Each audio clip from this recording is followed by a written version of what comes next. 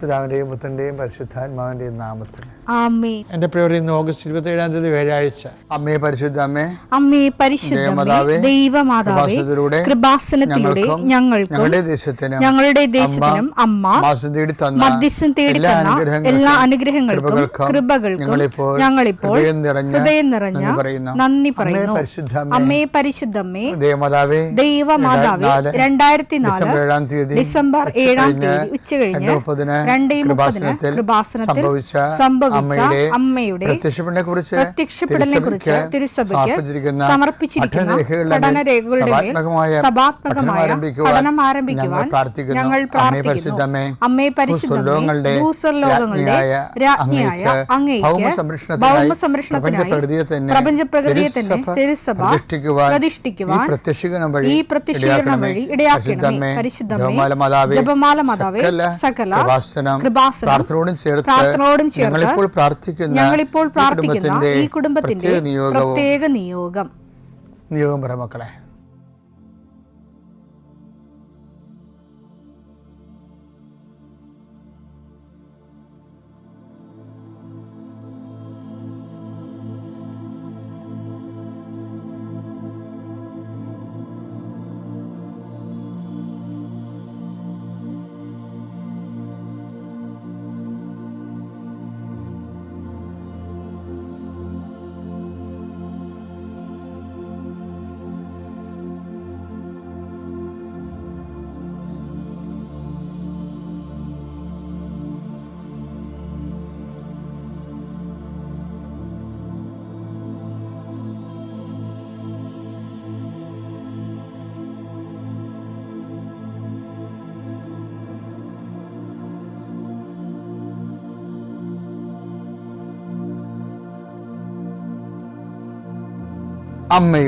അമ്മയുടെ പ്രത്യക്ഷീകരണത്തിന്റെ ഈ അനുഗ്രഹവേളയിൽ ഞങ്ങൾക്ക് സാധിച്ചു തരുവാൻ കനിയണമേ. ആമേൻ. വിശ്വാസ പ്രമാണം.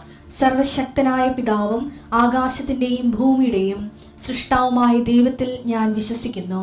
അവിടുത്തെ ഏകപുത്രനും ഞങ്ങളുടെ കർത്താവുമായ ഈശോ മിശിഹായിലും ഞാൻ വിശ്വസിക്കുന്നു. ഈ പുത്രൻ പരിശുദ്ധാത്മാവിനാൽ ഗർഭസ്ഥനായി കന്യകാമറിയത്തിൽ നിന്ന് പിറന്ന് പൊന്തിയോസ് പീലാത്തോസിന്റെ കാലത്ത് പീഡകൾ സഹിച്ച് കുരിശിൽ തറയ്ക്കപ്പെട്ട് മരിച്ച് അടക്കപ്പെട്ട് പാതാളങ്ങളിൽ ഇറങ്ങി മരിച്ചവരുടെ ഇടയിൽ നിന്ന് 3-ാം നാൾ ഉയർത്ത് സ്വർഗത്തിലേക്ക് എഴുന്നള്ളി സർവശക്തിയുള്ള പിതാവായ ദൈവത്തിന്റെ വലതുഭാഗത്തിരിക്കുന്നു. അവിടെ നിന്ന് ജീവിക്കുന്നവരെയും മരിച്ചവരെയും വിധിക്കുവാൻ വരുമെന്നും ഞാൻ വിശ്വസിക്കുന്നു. പരിശുദ്ധാത്മാവിലും ഞാൻ വിശ്വസിക്കുന്നു. വിശുദ്ധ കത്തോലിക്കാ സഭയിലും പുണ്യവാന്മാരുടെ ഐക്യത്തിലും പാപങ്ങളുടെ മോചനത്തിലും ശരീരത്തിന്റെ ഉയർപ്പിലും നിത്യമായ ജീവിതത്തിലും ഞാൻ വിശ്വസിക്കുന്നു. ആമേൻ. സുഖസ്ഥനായ ഞങ്ങളുടെ പിതാവേ, അങ്ങയുടെ നാമം പൂജിതമാകണമേ. അങ്ങയുടെ രാജ്യം വരണമേ. അങ്ങയുടെ തിരുമനസ് സ്വർഗത്തിലെ പോലെ ഭൂമിയിലും ആകണമേ. അന്നു വേണ്ടുന്ന ആഹാരം ഇന്ന് ഞങ്ങൾക്ക് തരണമേ.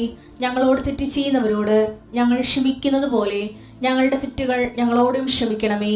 ഞങ്ങളെ പ്രലോഭനത്തിൽ ഉൾപ്പെടുത്തരുതേ, തിന്മയിൽ ഞങ്ങൾ രക്ഷിക്കണമേ. ആമേൻ. നന്മ നിറഞ്ഞ മറിയമേ, സ്വസ്തി. കർത്താവ് അങ്ങയുടെ കൂടെ സ്ത്രീകളിൽ അങ്ങ് അനുഗ്രഹിക്കപ്പെട്ടവളാകുന്നു. അങ്ങയുടെ ഉദരത്തിൻ ഫലമായി ഈശോ അനുഗ്രഹിക്കപ്പെട്ടവനാകുന്നു. പരിശുദ്ധ മറിയമേ, തമ്പുരാന്റെ അമ്മേ, പാപികളായ ഞങ്ങൾക്ക് വേണ്ടി ഇപ്പോഴും ഞങ്ങളുടെ മരണസമയത്തും തമ്പുരാനോട് അപേക്ഷിക്കണമേ. ആമേൻ. കർത്താവേ, നിന്റെ ഉന്നതമായ നാമത്തിന് സ്വസ്ഥം ചെയ്യും. കർത്താവേ, ഇന്ന് യാത്ര ചെയ്യുന്നവരെ അവരുപയോഗിക്കുന്ന രേഖകൾ, ഓരോ രേഖകളെ ഞാൻ കർത്താവിന് സമർപ്പിക്കുന്നു. നിങ്ങളുടെ സർട്ടിഫിക്കറ്റുകൾ, പ്രമാണങ്ങൾ, പാസ്പോർട്ടുകൾ, നിങ്ങളുടെ അപേക്ഷാ ഫോമുകൾ, നിങ്ങളുടെ ബാങ്ക് രേഖകൾ കർത്താവ് സ്പർശിക്കട്ടെ. ഇതുമായി കടന്നു പോകുന്നത് ഇതൊന്നും നഷ്ടപ്പെടാതിരിക്കാൻ കർത്താവിൻ്റെ വിശുദ്ധ മുദ്ര വെക്കട്ടെ. അത് ആർക്ക് കൊടുക്കുമ്പോഴും കൊടുക്കുന്ന സ്വീകരിക്കുന്നവന് പരിശുദ്ധാത്മ നിറയുകയും നിനക്ക് ദൈവഹിതമാണെങ്കിൽ നിനക്ക് അനുകൂലമായ തീരുമാനം എടുത്തുകൊണ്ട് നിന്നെ സന്ധിക്കാൻ ഇടവരുത്തിട്ട് പ്രാർത്ഥിക്കുന്നു. നിന്റെ കൃഷിയിടങ്ങളെ കർത്താവ് അനുഗ്രഹിക്കട്ടെ. മത്സ്യത്തൊഴിലാളികളുടെ അവരുടെ ജീവിത മേഖലകളിലെ സാമ്പത്തികമായ ബാധ്യതകളും ഘടകങ്ങളുള്ളവരെ കർത്താവ് ഏറ്റെടുക്കട്ടെ. ഏലകൃഷിക്കാർ, റബ്ബർ കൃഷിക്കാർ, റബ്ബർ ടാപ്പ് ചെയ്യുന്നവരെ, അതുകൊണ്ടെല്ലാം ഉപജീവനം നടത്തുന്നവർ, പലതരത്തിലുള്ള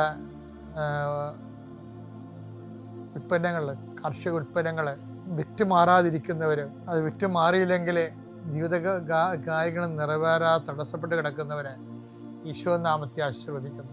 കർത്താവേ, വിദേശങ്ങളിലേക്ക് പോകാൻ ഉദ്ദേശിക്കുന്നവരും ഡേറ്റ് ഫിക്സ് ചെയ്തവർ, തിരിച്ചു വരാൻ പോകുന്നവർ, നിങ്ങളുടെ യാത്രകളെ കർത്താവ് ആശീർവദിക്കട്ടെ. നിങ്ങൾ കൊണ്ടുപോകുന്ന രേഖകളെ കർത്താവ് ആശീർവദിക്കട്ടെ. ആശുപത്രി കിടക്കുന്ന രോഗികളെ, രോഗം ഇതുവരെ പിടികിട്ടാത്തവർ, പലതരത്തിലുള്ള നീണ്ട ഐസിയുവിലും നീണ്ട ദിവസങ്ങൾ താമസിക്കുന്നവർ, സാമ്പത്തികമായ ബാധ്യതകളാൽ വലിയ ജപ്തി നടപടിയൊക്കെ വരാൻ പോകുന്നവരും എന്നിട്ട് അതിലൂടെ കടന്നു പോകുന്നവർ, അവർക്ക് എത്രയും വേഗം ഒരു പോംവഴി കിട്ടാൻ പരിശുദ്ധ മാതാവ് ആശീർവദിക്കട്ടെ. പലതരത്തിലുള്ള അപകടങ്ങൾ, ആക്രമണങ്ങൾ അനുഭവിക്കുന്നവർ, ജലജീവികളുടെയും വിഷജന്തുക്കളുടെയും ആക്രമണങ്ങൾ പെട്ടിരിക്കുന്നവർ, കർത്താവിൻ്റെ രക്തം അവരെ തിളക്കപ്പെടുകയും ഇതോടുകൂടി അവരുടെ രോഗങ്ങൾ വിട്ടുമാറുകയും യേശുനാമത്തിൽ പ്രാർത്ഥിക്കുന്നു. ആമേൻ. ഇപ്പോൾ ഞാൻ പറയാൻ പോകുന്നത് പരീക്ഷകളിൽ പതറാത്ത വ്യക്തിത്വം. യാക്കോബ് 1:12. പരീക്ഷകൾ ക്ഷമയോടെ സഹിക്കുന്നവൻ പരീക്ഷകൾ ക്ഷമയോടെ സഹിക്കുന്നവൻ ഭാഗ്യവാൻ. എന്തെന്നാൽ അവൻ പരീക്ഷകളെ അതിജീവിച്ച് കഴിയുമ്പോൾ തന്നെ സ്നേഹിക്കുന്നവർക്ക് ദൈവം വാഗ്ദാനം ചെയ്തിരിക്കുന്ന ജീവന്റെ കിരീടം അവന് ലഭിക്കും. എന്തൊരു സംഭവം, നിത്യതയാണേ എൻ്റെ മക്കളെ. അപ്പം നിങ്ങൾ ഓർക്ക് ഈ പരീക്ഷകളെ എങ്ങനെ അതിജീവിക്കുമെന്ന്. ഇപ്പം നിങ്ങളുടെ ഇപ്പം ചിലരുടെ ഭർത്താവ് മരിക്കും അല്ലേ, ചിലരുടെ ഭാര്യമാർ മരിക്കും. ഭാര്യമാർ മരിച്ചവൻ ചിലന്മാർ ചിലപ്പോൾ വേറെ പോയി കെട്ടിയെന്ന് വരും. കളിയാക്കുകയല്ല, ഭാര്യ മരിച്ച് 2 കുഞ്ഞുങ്ങളായിട്ട് ജീവിക്കണതേ അത് നേരിട്ട് ഞാൻ കണ്ടിട്ടുള്ളതാണ്. പല പ്രാവശ്യം സഹിക്കാൻ പറ്റത്തില്ല. സങ്കടം. കുഞ്ഞുങ്ങളെ അപ്പനുമായിട്ട് ഇവർക്ക് ഒക്കത്തില്ലല്ലോ അത്. ഇപ്പം നിങ്ങൾ ഈ അപ്പനും കുഞ്ഞുങ്ങളൊക്കെ നടക്കണത് ആകുമ്പോൾ നിങ്ങളവർക്കും അപ്പനും കുഞ്ഞുങ്ങളായിട്ട് ഭയങ്കര ലോഹ്യം അടുപ്പമാണെന്ന് ഈ 1 വയസ്സുകാരൊക്കെ. പക്ഷെ അമ്മ ഉള്ളത് കൊണ്ടാണ് അടുപ്പം. അത് ആരും അംഗീകരിക്കത്തില്ല. അപ്പനോട് ഭയങ്കര സ്നേഹമാണെന്ന് നിങ്ങൾ പറയും. അപ്പനോടെയല്ല, അമ്മ അവരെ മെയിൻറ്റെയിൻ ചെയ്യാനുള്ളത് കൊണ്ടാണ് ആ കുഞ്ഞുങ്ങൾ അപ്പനോട് അഫിനിറ്റി കാണിക്കണത്. അതാണ് എൻ്റെ സത്യം പറഞ്ഞാൽ ഞാൻ മനസ്സിലാക്കിയത്. അമ്മയെന്ന് പറഞ്ഞ ആളെ പോയാലുള്ള അവസ്ഥ എന്താണെന്നറിയാമോ? നമുക്കത് എങ്ങനെ ഞാൻ ഉടനെ ആ ചേട്ടനോട് പറയും, ചേട്ടാ അത് നോക്കണ്ട, കല്യാണം കഴിക്കാൻ പറയും. അതെന്തിനാ അങ്ങനെ പറഞ്ഞതെന്ന് വെച്ച് കഴിഞ്ഞാൽ മറ്റുള്ളവരെ മറന്നു പോകാനുള്ള, അവർ ചിലപ്പോൾ നമ്മൾ ദേഷ്യപ്പെടുമായിരിക്കും. കാര്യം അവർക്ക് അവരുടെ ഭാര്യയോട് ഭയങ്കര ജീവനായിരിക്കും. അപ്പോൾ ഞാൻ പറഞ്ഞ ആ സ്നേഹമൊന്നും ഒരിക്കലും പോകത്തൊന്നുമില്ല. അതിപ്പോൾ നമ്മൾ വേറെ കല്യാണം കഴിച്ചാലും പോകത്തൊന്നുമില്ല.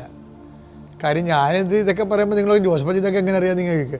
ഇതിന് 41 ലക്ഷം 21 ലക്ഷം ആൾക്കാരെ കൗൺസിൽ ചെയ്തിരിക്കണേ. എത്ര തരം വെറൈറ്റിയാണ്.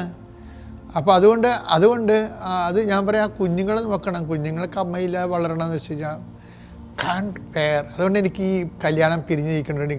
എനിക്ക് ശരിക്കും പറഞ്ഞാൽ എനിക്ക് അങ്ങനെ പറയാനൊന്നും പാടില്ല. പക്ഷേ എനിക്ക് ഭയങ്കര ദേഷ്യമാണ്. ഞാൻ അവരോട് ചോദിക്കും, ആരാ പിരിഞ്ഞെന്ന് ചോദിക്കും. ആരാ പിരിഞ്ഞെന്ന് ഞാൻ ചോദിക്കും. അതിൻ്റെ കാര്യം കുഞ്ഞുങ്ങളെ ഓർത്തിട്ടാണ്. കുഞ്ഞുങ്ങളെ ഓർത്താൽ നമ്മൾ പിരിയത്തില്ല. ശരിപ്പം എന്താ കാര്യത്തിനാൽ പിന്നെ ചിലർക്കൊന്നും കുഞ്ഞുങ്ങളോടൊക്കെ ഒന്നും അത്രയ്ക്ക് താല്പര്യമൊന്നുമില്ല. അവരവരുടെ ജോലി, അവരുടെ ജീവിതം, കുഞ്ഞുങ്ങളെന്തോ ഒരു ബൈ പ്രോഡക്റ്റായിട്ട് ഉണ്ടായാൽ പോലെയാണ് ചില ആൾക്കാർക്ക് തോന്നണത്. ഗർഭിണികളോടൊക്കെ എനിക്ക് ഭയങ്കര ഇഷ്ടമാണ്. ഞാൻ ഗർഭിണികളിലൊക്കെ വരുമ്പോൾ പ്രാർത്ഥിച്ച് അവരുടെ വയറെക്കുറിച്ചൊക്കെ വരച്ച് കൊടുക്കും. എന്താ കാര്യം, അവർ ചെയ്യണത് ദൈവതിരുസന്നിധി ഭയങ്കരമായൊരു ദൗത്യമാണ്. പണ്ട് കൃപാസനത്തിൽ ഗർഭിണികൾക്ക് മാത്രം പ്രാർത്ഥന ഉണ്ടായിരുന്നു. എനിക്ക് ദമ്പതി കൂട്ടായ്മയുണ്ട്. അപ്പോൾ ഞാൻ ഗർഭിണികൾക്ക് മാത്രം ഗ്രീൻ ചാനൽ കൊടുക്കും അച്ഛനെ കാണാൻ. എന്താ കാര്യം, അവർ ചെയ്യണത്, ആ സമയത്ത് ബ്ലെസ്ഡാണ് ഭയങ്കര. ഒരു സ്ത്രീ ഏറ്റവും കൂടി പുണ്യമുള്ളത് എന്താണ്? ഗർഭിണിയായ സ്ത്രീയാണ് ഏറ്റവും കൂടി പുണ്യമുള്ളത്. എന്താ കാര്യം, അവർ ദൈവത്തിന് വേണ്ടിയും സമൂഹത്തിന് വേണ്ടിയും ഈ രാഷ്ട്രത്തിന് വേണ്ടിയും ആ കുടുംബത്തിന് വേണ്ടിയും ഒരു ജീവനെ അവർ വയറ്റിലിട്ട് വളർത്തിക്കൊണ്ടിരിക്കുകയാണ്. ഇത്ര മനോഹരമാണ്. ഏറ്റവും കൂടെ അവർ ദൈവത്തിന് വേണ്ടിയാണ് ജോലി ചെയ്യണമെന്നൊക്കെ ചിന്തിക്കണം. ദൈവത്തിന് വേണ്ടിയാണ് ജോലി ചെയ്യണത്. അപ്പോൾ നമുക്ക് ആ കുഞ്ഞുങ്ങളോടും കാര്യം ഉണ്ടാകും. കാര്യം നിങ്ങൾ ഓർക്കുന്നുണ്ട്, ഈ കുഞ്ഞുങ്ങളെല്ലാം ഇവിടെ വളർന്നായിരിക്കണത് മാതാപിതാക്കന്മാരിൽ നിന്ന്, ഭാര്യ ഭർത്താക്കന്മാരിൽ നിന്ന് നല്ല സൗമ്യമായ സന്ധിപ്പുള്ള പെരുമാറും, കെയറുള്ള പെരുമാറും കിട്ടിയവർ മാത്രം ഇവിടെ ജീവിക്കണം. അല്ല, ഈ അമ്മമാരൊക്കെ കുഞ്ഞുങ്ങളെ വളർത്തിയിരിക്കുന്നത് അവർ എല്ലാ തരത്തിലുള്ള പീഡകൾ, കുടുംബത്തിൻ്റെ ഞെരുക്കൾ അനുഭവിച്ചിട്ട് തന്നെയാണ് ആ കുഞ്ഞുങ്ങളെല്ലാം വളർത്തിയിരിക്കുന്നത്. നിങ്ങളെ കല്യാണം കഴിക്കണമെങ്കിൽ തന്നെ വർഷങ്ങളോളം പിരിയാതിരിക്കാൻ പ്രാർത്ഥിക്കണം. എനിക്കതൊക്കെയാണ് ഇപ്പോൾ പറഞ്ഞു തരാനുള്ളത്. കല്യാണം കഴിക്കണമെങ്കിൽ തന്നെ 15 വയസ്സിൽ തന്നെ 15 വയസ്സാകുമ്പോൾ തന്നെ കർത്താവ് ജീവിത പങ്കാളിയുമായിട്ട് പിരിയാതിരിക്കാൻ ഇടയാക്കണമെന്ന് പ്രാർത്ഥിക്കണം. നമ്മൾ ഈ പ്രീക്കാന കോഴ്സൊക്കെ ഉണ്ടല്ലോ, കേൾക്കുമ്പോൾ ചിരി വരും. ഇത് പ്രീക്കാന കോഴ്സിലൊക്കെ അവിടെ ചില പ്രീക്കാന കോഴ്സിലൊക്കെ ഈ ശാരീരിക ബന്ധം അത് വലിയ ആനക്കാരിയോട് പഠിപ്പിക്കണം. ഞാൻ അങ്ങനെയൊക്കെ ഉണ്ടായിരുന്നത്. എന്നിട്ടൊന്ന് ഇവരെന്നെ എന്നോട് പറയും, ഇതെന്ത് ക്ലാസ് വെച്ചാൽ ഇത് പഠിക്കാൻ എവിടെ വന്നെന്ന് ചോദിക്കും. അതിനകത്ത് കുറച്ച് കാര്യങ്ങൾ അറിയേണ്ടതുണ്ട് നമുക്ക്. ഇന്നൊക്കെ ഈ കോൺട്രാസെപ്ഷൻസ് ഒന്നും ഉപയോഗിക്കാൻ പാടില്ലല്ലോ. അപ്പോൾ അത് ആ കാലങ്ങൾ എന്ത് ചെയ്യണമെന്ന് സഭ പറഞ്ഞു കൊടുക്കാൻ ബാധ്യസ്ഥമാണ്. അല്ലാതെ മറ്റു കാര്യങ്ങളെന്നൊക്കെ പറഞ്ഞു വെച്ച് കഴിഞ്ഞാൽ അത് ഡോക്ടേഴ്സ് പറയേണ്ട കാര്യങ്ങൾ, അവർ ഡോക്ടേഴ്സ് തന്നെ പറയണം. പക്ഷേ ഇതല്ലല്ലോ പ്രീക്കാന കോഴ്സ്. പ്രീക്കാന കോഴ്സ് എന്ന് പറയുന്നത് ആദ്യമേ നിങ്ങൾ പ്രീക്കാന കോഴ്സ് വീട്ടിൽ തുടങ്ങണം. 16 വയസ്സാകുമ്പോൾ തന്നെ കർത്താവേ 25 വയസ്സിൽ കല്യാണം കഴിച്ചാലും ഇനി 10 കൊല്ലം കൊണ്ട് പിരിയാതിരിക്കാൻ ഇടയാക്കണേ കർത്താവ്. പിരിയാതെ ജീവിക്കണമല്ലോ മക്കളെ, അത് തന്നെ നമ്മളെ വിശുദ്ധീകരിക്കും. പിരിയാതെ ജീവിക്കണ തന്നെ. ഇപ്പോൾ ജോസഫ് ഇങ്ങനെ പറഞ്ഞ് ഞങ്ങൾ പിരിഞ്ഞിട്ട് കെട്ടിയ ആൾക്കാരല്ലേ. പിരിഞ്ഞിട്ട് കെട്ടിയവർ കെട്ടിയ പോലെ തന്നെ നിങ്ങളാവുള്ള. ഇനി നിങ്ങൾ പിരിയാതിരിക്കാൻ നോക്കണം. ഇതിൽ എന്താ പ്രശ്നം വെച്ച് കഴിഞ്ഞാൽ നമുക്ക് എല്ലാവരുമായിട്ട് പൊരുത്തപ്പെട്ട് ഇപ്പം ഞങ്ങൾ തന്നെ ഈ ജീവിതമായിട്ട് പൊരുത്തപ്പെട്ടത് എത്രയോ വർഷം കഴിഞ്ഞിട്ടാണ്. നിങ്ങൾക്ക് തന്നെയാണ് കൊച്ചന്മാരൊന്നും തിരക്ക് പിടിക്കത്തില്ലല്ല. വികാരച്ചമ്മൻ ജനിച്ചാൽ മതി പിന്നെ കൊച്ചന്മാർ എന്തുമാത്രം ആൾക്കാരെ ചിലരൊക്കെ അവോയ്ഡ് ചെയ്യുന്നു. അത് ഞങ്ങളുടെ കാലത്ത് ഞാൻ അവിടെയൊക്കെ അനുഭവിച്ചതാണ്. ഞാൻ പള്ളിമേടയിൽ ഇരിക്കുമ്പോൾ, കാട്ടുപള്ളിയിൽ ഇരിക്കുമ്പോൾ ആൾക്കാർ എല്ലാവരും വലിയ ഈ മുതലാളിമാരുടെ വീട്ടിലൊക്കെ വെഞ്ചരിക്കാൻ പോകുന്നത് ആരാണ്? അവർ ഓട്ടോറിക്ഷയും കൊണ്ടൊന്നും വികാരച്ചയും കൊണ്ടേ പോകത്തുള്ളൂ. എന്നെ തിരിഞ്ഞു നോക്കത്തില്ല. അതല്ല. അപ്പം ഞാൻ ഓർക്കും ഇങ്ങനെ ഇരിക്കുമോ ഇങ്ങനെ ആയിരിക്കുമോ. അങ്ങനെയല്ല. അത് അങ്ങനെയൊക്കെ ഒരു അവോയ്ഡിൻ്റെ കാലമൊക്കെ ഉണ്ടാവും. നമ്മളിങ്ങനെ കുറേ കാലങ്ങളെല്ലാം കണ്ടും കേട്ടും മനസ്സിലാക്കി ഒതുങ്ങി ഒക്കെയാണ്. ഞാൻ ഈ കാട്ടുപള്ളി ഇരിക്കുമ്പോൾ തന്നെ രാത്രി പനി വന്നിട്ട് ഞാൻ അവിടുത്തെ ആശുപത്രി ഉണ്ട്. ആ ആശുപത്രിയിൽ പോയി അവരെനിക്കൊരു ഗുളിക തന്ന് ഞാൻ കഴിച്ച്. എൻ്റെ അമ്മത്ത് ഞാൻ മുറി വന്നിട്ട് ശരീരം മുഴുവൻ തടിച്ച്, ചുണ്ടൊക്കെ തടിച്ച്, മാന്തിപ്പറിച്ച് അവസാനം നിരങ്ങിയ വന്നാണ് രീതിയിൽ പോയി വെള്ളം ചൂടാക്കി കുളിച്ച്. അത്രയും കഷ്ടപ്പെട്ടു പോയി. സൾഫായെന്നും പറഞ്ഞ് ഗുളിക കഴിച്ചാണ്. പൊട്ടിപ്പോയി എല്ലായിടത്തും. അപ്പം എന്നിട്ട് ഈ ആശുപത്രിയിൽ പോയത് തന്നെ, ആ ഗുളിക മേടിക്കാൻ പോയത് തന്നെ ആരും ഇല്ല. രാത്രി 2 മണിക്കാണ് 1 മണിക്കൊക്കെ പോണത്. അപ്പോഴിങ്ങനെ പനി പിടിച്ച് തൂങ്ങിയാണ് പോണത്. അപ്പോൾ അച്ഛനൊക്കെയായിട്ട് ജീവിക്കുമ്പോൾ ഇതുപോലെയൊക്കെ ഞങ്ങൾ ഈ ജീവിതമായിട്ട് പൊരുത്തപ്പെടാൻ കുറേ പാടുപെട്ടിട്ടുണ്ട്. അതുപോലെ നിങ്ങളും നിങ്ങളുടെ കുടുംബജീവിതമായിട്ട് പൊരുത്തപ്പെടാൻ കുറേ പാടുപെടും. പക്ഷേ നിങ്ങളൊരു കാര്യം ഓർക്കണം, ഞാൻ ഈ പൊരുത്തപ്പെടാനെടുത്ത സമയമാണ് കർത്താവിനെ ഗ്രേസ് തന്ന് വളർത്തിയ സമയം. നിങ്ങളും നിങ്ങളുടെ ജീവിത പങ്കാളിയോട് പൊരുത്തപ്പെടുവാനും കുഞ്ഞുങ്ങളെ വളർത്താനും, ഇനി ഓട്ടിസം കുഞ്ഞുണ്ടെങ്കിൽ അതിനെ ക്ഷമയോടെ കൈകാര്യം ചെയ്ത് വളർത്താനും. ഓട്ടിസം കുഞ്ഞുണ്ടെങ്കിൽ നമ്മൾ രക്ഷപ്പെടും. 10-50 കുഞ്ഞുങ്ങളെ വളർത്തുന്നതിൻ്റെ അത്രയും ഇത് വേണ്ടി കൊച്ചിനെ വളർത്താൻ. അപ്പോൾ അത് കർത്താവിൻ്റെ നാമത്തിൽ നിങ്ങൾ ഒരു ദിവസം വളർത്തിയാൽ മതി. ബാക്കിയുള്ള ദിവസം നിങ്ങൾ സഹിച്ചോ. നിങ്ങൾ എന്ത് ചെയ്യാനാണ്? നിങ്ങൾ സങ്കടം വിഷമിച്ച് നിങ്ങൾ ഈർച്ചപ്പെടുകയൊക്കെ ചെയ്തു. പക്ഷെ ഒരു ദിവസം ഒരു സ്നേഹത്തിൽ വളർത്തിയാൽ നമുക്ക് 10 കുഞ്ഞുങ്ങളെ വളർത്തുന്നതിൻ്റെ ഫലമാണ് കിട്ടാൻ പോണത്. പിതാവിൻ്റെ പുത്രൻ്റെ പരിശുദ്ധാത്മാവിൻ്റെ നാമത്തിൽ.